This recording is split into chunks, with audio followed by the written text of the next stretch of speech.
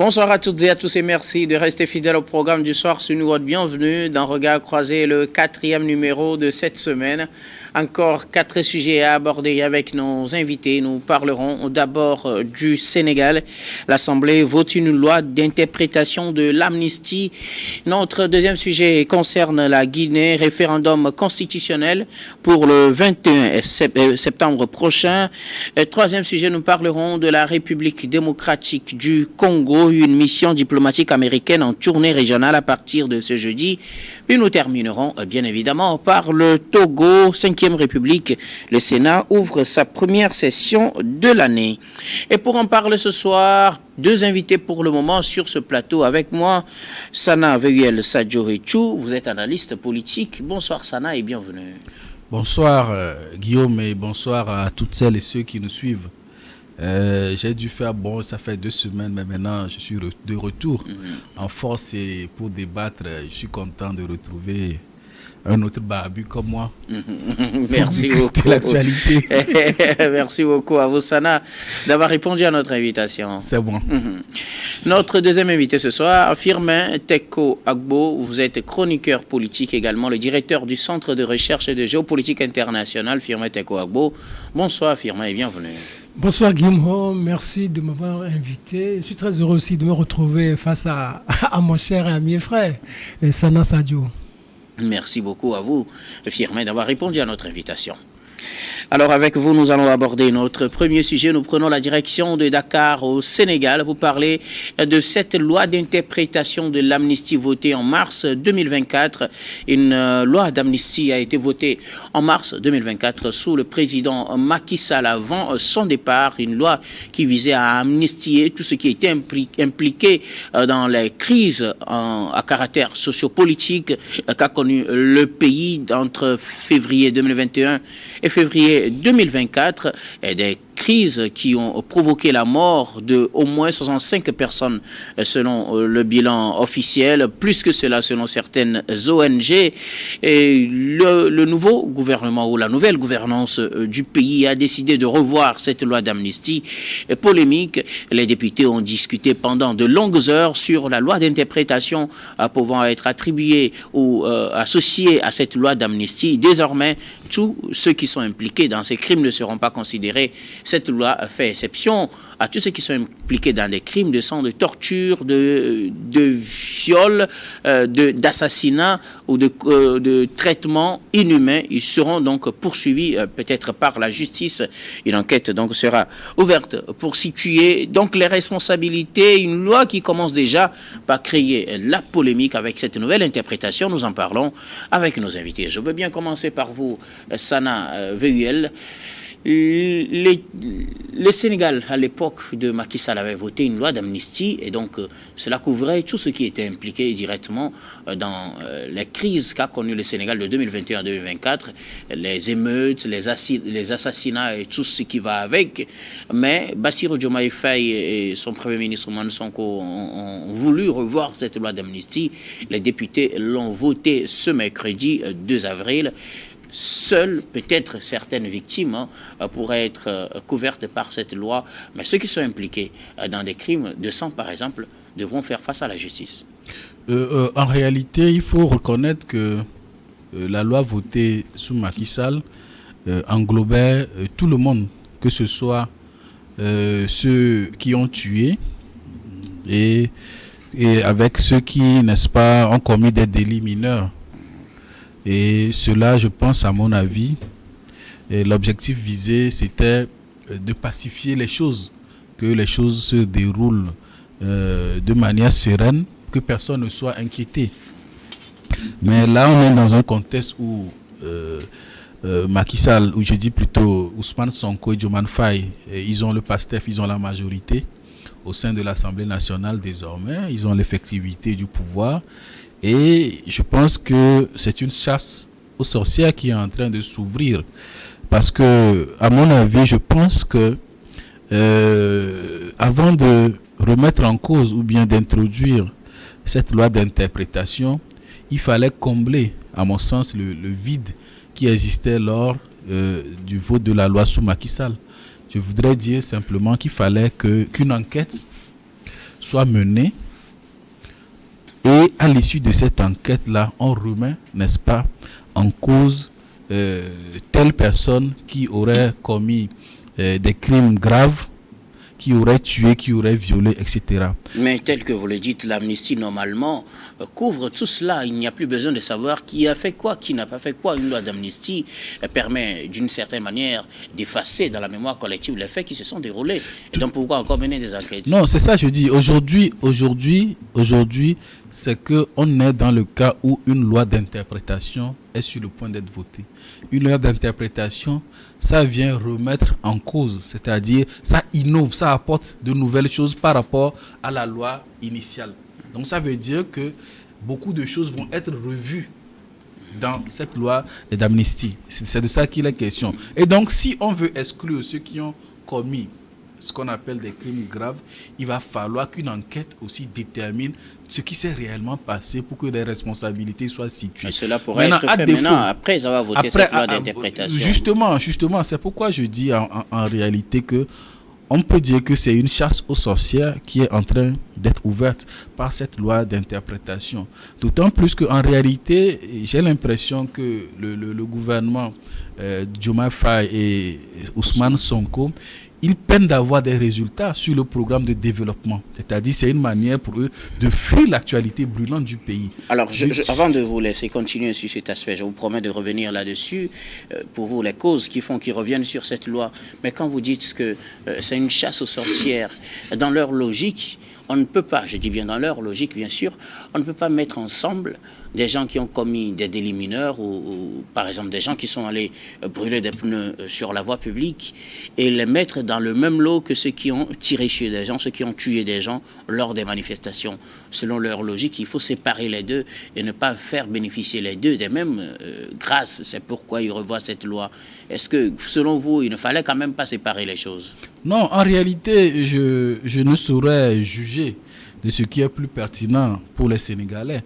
Mais je peux remarquer tout simplement que sous Macky Sall, les mobiles, c'était de gracier tout le monde sans exception pour une certaine paix sociale. Et aujourd'hui, je vois qu'en réalité, la loi d'interprétation, à mon sens, est destinée à protéger des militants d'un certain parti qui est aujourd'hui au pouvoir. Donc on peut dire que la différence entre la loi votée sous Macky Sall, tout le monde, entre guillemets, était protégé, était amnistié. Et ici, on veut exclure, entre guillemets, ceux qui étaient au pouvoir et gracier les amis, nos amis qui étaient avec nous quand on n'avait pas encore le pouvoir. Merci C'est pourquoi beaucoup. je me dis que l'urgence d'aujourd'hui, ce n'est pas ça. L'urgence, c'est de répondre et de pouvoir satisfaire les promesses de développement de campagne qui ont été menées. Je pense que c'est plus intéressant, c'est plus d'actualité pour les Sénégalais. C'est vrai, il faut la justice, mais je crois qu'il faut aussi faire les choses en leur temps. Merci beaucoup. Je reviendrai à vous comme promis pour que vous nous donniez pour vous les raisons qui poussent à ramener ce sujet sur le tapis. Mais bien avant, permettez qu'on ait l'interprétation ou l'analyse de Firmin Teko Agbo. Les nouvelles autorités sénégalaises ont introduit une loi d'interprétation de la loi d'amnistie. Elle a été votée justement ce mercredi après de longues heures de débat. Finalement, la nouvelle version exclut certaines catégories de personnes couvertes à l'époque avec la loi sous Macky Sall. Est-ce que c'est de ça que les Sénégalais ont besoin maintenant? Avant de parler de la nécessité de cette loi, dites-nous comment vous comprenez une telle démarche. Oui, c'est ça, je viens en venir. Est-ce que c'est de ça les Sénégalais ont vraiment besoin? Je ne pense pas. Vous savez, on dit souvent en droit, quand on parle d'une loi, on parle d'un texte, on parle de l'esprit et de la lettre. Sous Macky Sall, la loi a été votée. Pourquoi? Quel était l'esprit? L'esprit de la loi, c'est d'apaiser tout le monde. Comme ça l'a dit tout à l'heure. C'était d'apaiser tout le monde. Même si lui, il tirait quelques bénéfices, au moins ça protégeait tout le monde. Même ça protégeait même le camp Sonko. Parce que Macky Sall, c'est Macky Sall qui a fait libérer les Sonko et les Diomaye Faye. C'était lui le chef de l'État. Il pouvait les garder en prison jusqu'à ce que les élections ne soient déroulées. Il pouvait les garder en prison. C'est lui le chef de l'État à l'époque. Mais au nom d'une certaine réconciliation, au nom d'une certaine paix sociale, il a dit non, d'accord, que cette loi-là, ça couvre tout le monde. Que ça couvre que ce soit ceux qui ont commis des délits mineurs, ceux qui ont cassé, ceux qui ont brûlé, ceux qui ont tué, ceux qui ont torturé, ceux qui ont organisé des manifestations même interdites. Là, que cette loi couvre tout le monde. Pour qu'à l'avenir, qu'on ne passe plus de temps à revenir sur le passé alors qu'il y a de gros chantiers qui attendent le pays. Moi, je pense que c'était l'esprit de Macky Sall. Maintenant, ceux-là qui sont arrivés au pouvoir, ils veulent quoi? C'est-à-dire, ils veulent en découdre avec Macky Sall. Eux aussi, ils ont un esprit quand même. L'esprit, c'est de ne pas mettre ensemble ceux qui ont tué et ceux qui ont été tués. Non, en fait, c'est là, avec eux, c'est la justice des vainqueurs. Ils n'ont même pas besoin de ça, c'est la justice des vainqueurs. Ils se disent, Macky Sall les a maltraités à un moment donné, mais maintenant, du moment où ils sont au pouvoir, ils veulent en découdre avec. Parce que n'oubliez pas ce qui est en train de se passer. Peut-être on va revenir sur ça, parce qu'ils se disent qu'en réalité, tous les chiffres qu'il y avait à l'époque, Macky Sall avait essayé de tronquer quelques chiffres. Par exemple, quand on parle de 5 milliards de dettes et tout ça, de prêts, tout récemment, on se dit Macky Sall les avait bluffés, qu'il avait présenté des chiffres véritablement faux ou des rapports véritablement faux. Donc ils se disent qu'ils se sont fait avoir, alors qu'en réalité, ils pouvaient ne pas revenir sur cette loi pour passer véritablement à autre chose. C'est comme ça, moi, je vois ça dans cette logique. Mais la deuxième chose que je voudrais faire observer, ce genre de situation, c'est ça qui complique. Il faut comprendre nos réalités. Et ça qui complique la tenance dans certains pays. Quand certains dirigeants qui ont tellement le pouvoir et qui ont peut-être pris le pouvoir dans une situation compliquée et voient des choses comme ça, se disent, mais vous imaginez, si on quitte, on laisse nos successeurs, voilà ce qu'ils feront de nous après. Voilà ce qu'ils feront de nous. Donc ça n'encourage pas la tenance. À ce niveau-là, moi je pense que les nouvelles autorités devraient réfléchir 1001 fois. Parce qu'on voit ce qui se passe par exemple au niveau de ce qui s'est passé au niveau de la Mauritanie, même ce qui se passe au niveau de la RDC. Quand Kabila a eu entre guillemets cette gentillesse de composer avec Tshisekedi, aujourd'hui Tshisekedi a détruit ou a dénoué tous les accords qui ont été conclus par les deux. Donc on n'avait même pas besoin de ça. Merci beaucoup. À vous, Firmin Tekou Abo. Alors, je reviens à vous, Sana. Vous disiez tout à l'heure qu'il y avait bel et bien une raison pour laquelle les autorités sénégalaises veulent revenir sur cette loi au lieu de s'atteler à exécuter ce qu'ils avaient promis lors des campagnes présidentielles. Qu'est-ce qui explique cela selon vous? Non, Firmin a commencé à ébaucher cela. En réalité, ils ont pris le pouvoir, ils ont promis le rêve aux Sénégalais, et ils se rendent compte lorsqu'ils prennent le pouvoir que les ressources, les caisses de l'État ne permettent pas, bien évidemment, d'honorer leurs promesses de campagne. Et donc il faut punir, à mon sens, ceux qui ont créé cet état de choses. Et donc on s'en va fouiller dans les tiroirs, on sort une loi d'amnistie qui était, on doit l'applaudir, qui était générale, qui couvrait tout le monde, qui amnistiait tout le monde. Et aujourd'hui, la volonté pour masquer, n'est-ce pas, comment on l'appelle, le manque de ressources, ou bien pour ne pas vouloir dire la vérité telle qu'elle est, que dire, parce que nous sommes venus trouver cette situation, nous avons promis telle chose, ça ne pourra pas être possible à court terme, nous allons entrer peut-être dans une période de difficulté, et là, on sort une situation qui n'est pas vraiment urgente, ce n'est pas non plus prioritaire pour pouvoir, à mon sens, égayer la galerie. À mon sens, ce procès, cette affaire de loi-là, c'est une pure diversion. C'est vrai qu'il faut quand même situer les responsabilités, c'est le bémol que j'ai relevé par rapport à la loi qui a été votée sous Macky Sall. Il fallait préalablement mener des enquêtes, situer les responsabilités, c'est-à-dire le devoir de mémoire aussi, c'est de savoir situer les responsabilités. Telle personne a commis tel acte, mais au nom de la paix, on choisit de passer le chiffon pour passer à autre chose. Ça n'avait pas été fait.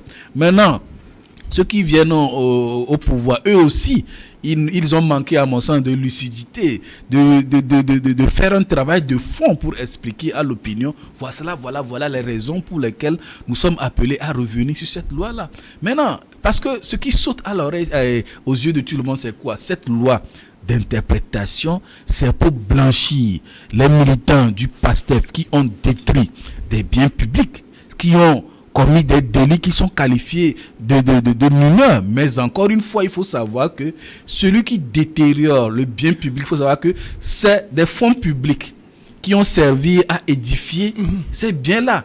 Donc c'est une forme de crime grave comme des détournements. Celui qui vole l'argent et celui qui détruit le bien acheté, financé par l'État, je ne vois pas une vraie différence. Hein. On va dire que oui, il a juste mis le feu, mais il a mis le feu à un bien qui a été financé par des fonds publics, par l'argent de nous tous. Ils ne sont pas si différents de ceux qui détournent l'argent, puisque la finalité, c'est l'argent que l'État perd. Est-ce qu'ils sont différents de ceux qui tuent ou bien ils ne sont pas différents? Non, vous savez, la vie humaine est sacrée. Okay. La vie humaine est sacrée, mais parfois, au nom de la paix, pour éviter des situations explosives, on a gracié des gens accusés ou bien condamnés de crimes de sang. Comment on l'appelle, le cas de la Guinée avec Dadis Camara en est une preuve. Pour passer à autre chose, on est obligé de faire des efforts communs pour faire passer beaucoup de choses au nom de la paix, au nom de la cohésion nationale. On est obligé de faire certains efforts. Je pense que c'est le sens de la loi d'amnistie sous Macky Sall. Maintenant, aujourd'hui, on veut en exclure une partie pour protéger ses militants tout simplement. Alors que la priorité, c'est de mobiliser les ressources nécessaires pour satisfaire aux promesses de développement qu'on a faites au public. C'est ça, en fait, la priorité. C'est vrai, le Sénégal a besoin de justice, mais le Sénégal a plus besoin de développement que de règlement de comptes. Merci beaucoup à vous, Sana. Alors, Firmin Teko Agbo, quelque chose à ajouter? Oui, quelque chose à ajouter. Moi, je me dis que ce que ces jeunes sont en train d'étaler aujourd'hui, c'est la réalité du pouvoir. Ils se rendent compte que maintenant qu'en réalité, gérer un pouvoir, ce n'est pas facile. Que gérer un État, être président, ce n'est pas un jeu. Donc, ils s'en aperçoivent, mais ils ne savent pas comment dire la vérité aux gens. Mais ils pouvaient aller devant les caméras et dire aux autres qu'en réalité, on fait face aux réalités du pouvoir. Donc, donnez-nous un peu le temps pour pouvoir réaliser toutes nos promesses que nous avons étalées devant vous lors de nos campagnes. Et ils feraient ça, moi, je pense qu'ils seraient applaudis. Mais je pense qu'ils n'ont pas véritablement lu dans l'histoire. Qui connaît apartheid? Apartheid. Il y a eu des crimes énormes qui ont été commis sous les Blancs à l'époque. Mais quand Nelson Mandela est arrivé au pouvoir, il a créé cette commission. Regardez, commission vérité, réconciliation. Oui. Il n'y a pas eu justice. Mais on a juste permis aux gens de s'exprimer. Indemniser les autres après. Vous imaginez, c'est ça aussi qui est important. Mais on pouvait dire, on a tué des gens. Les Sud-Africains pouvaient dire, oui, on a tué. Mais les gens voulaient dire, même Winnie Mandela a dit, non, on ne peut pas parler de paix avec les Blancs. On dit non. Mandela a dit non. Il faut oublier cette histoire de justice. Parce que si on veut s'étaler ou passer assez de temps sur ce terrain, peut-être on n'arriverait jamais à avoir une Afrique du Sud réconciliée avec elle-même. Je pense que cela devrait inspirer les nouvelles autorités du Sénégal pour qu'ils passent à autre chose. Regardez, nous avons connu la même chose ici aujourd'hui, même si dans notre développement, on a parlé de commission de vérité, justice et réconciliation, mais on n'a jamais fait allusion à la justice. Parce que si on veut faire la justice, on a fait allusion à la justice, ou si on veut la mettre en application, comme certains l'ont demandé au Togo, sur le plan national, ça va être peut-être compliqué. La CBJR n'allait pas véritablement réussir sa véritable mission. Mais aujourd'hui, on a permis aux gens de s'exprimer. Vous savez, dans la vie de tous les jours, il faut quelquefois arriver ou réussir à fermer les yeux sur un certain nombre de choses pour pouvoir avancer. Je pense que la jeunesse des nouvelles autorités sénégalaises, ça ne les aide pas. Mais il faudrait qu'ils parcourent l'histoire pour qu'ils sachent qu'en réalité, gérer un État, c'est tout un tas de problèmes et ils ont besoin de conseils pour pouvoir poursuivre dans cette dynamique. Merci beaucoup à vous tous pour vos contributions. Nous allons marquer la première pause, puis on reviendra tout à l'heure pour la suite de cette émission.